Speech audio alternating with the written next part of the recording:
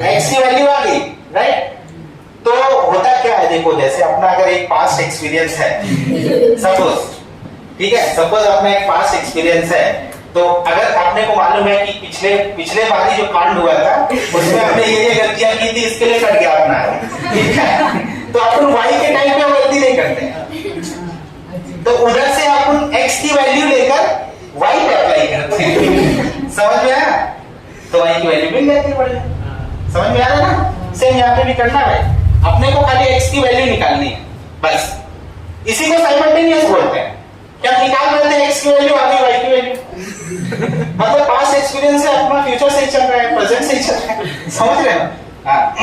Now listen, write the equation and number दे। सबसे पहले क्या करना है आपको, बराबर। दूसरा सेकंड एंड थर्ड रूल, जो सेकंड एंड थर्ड रूल होता है यही सबसे ज्यादा इंपॉर्टेंट है, सबसे ज्यादा इंपॉर्टेंट। सेकंड रूल में ये बोलता है कि check the coefficient of variables, और वेरिएबल्स कितने होते हैं? दो। कौन कौन से? एक्स और वाई, बराबर ना? तो अब आपको क्या करना है, इनके आगे का कोएफिशिएंट यूज करना है। एक्स के आगे कितना नंबर है, वाई के आगे कितना नंबर है ना? अगर दोनों में सेम मिल गया, जैसे दूसरा क्वेश्चन है, दूसरे क्वेश्चन है क्वेश्चन इटसेल्फ, जो यहाँ पे सेकंड क्वेश्चन आपको दिया गया है वो है 2x plus y is equal to 5 and 3x minus y is equal to 5, ठीक है। अब देखो क्या है यहाँ पे आपने सेकंड, पहले आपने क्या किया, इक्वेशन नंबर 1 इक्वेशन नंबर 2 लिख दिया, पहला रूल खत्म। दूसरे रूल में क्या है, check the coefficient of variable. यहाँ पे वेरिएबल x है, x के आगे कौन सा नंबर है? 2।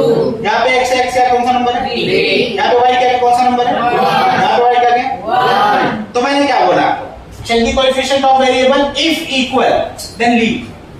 अगर इक्वल है तो आपको क्या कर देना है, कुछ नहीं, रूल नंबर 2 कैंसिल। समझ में आया ना? इक्वल है तो छोड़ दो। अगर इक्वल नहीं है, जो कि इसमें था, इसमें आपने देखा इक्वल था नहीं था ना, यहाँ पे y अलग है, यहाँ पे x अलग है, y अलग, यहाँ पे 5 है, वहां पे y 1 है, तो इक्वल नहीं था। तो मैंने बोला था अगर इक्वल रहेगा तो छोड़ देना, अगर इक्वल नहीं है तो you have to make it equal.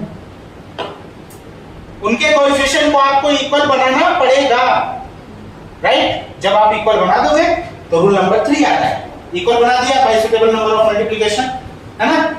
एक अच्छे नंबर से मल्टीप्लाई कर दो, अच्छा मतलब जो उसको यूज हो, ठीक है, मल्टीप्लाई कर दो, राइट। मल्टीप्लाई कर दिया, इक्वल हो गया। अब आप क्या करोगे, रूल नंबर 3 आता है। रूल नंबर 3 में क्या बोला, चेक द साइन। किसका साइन चेक करोगे?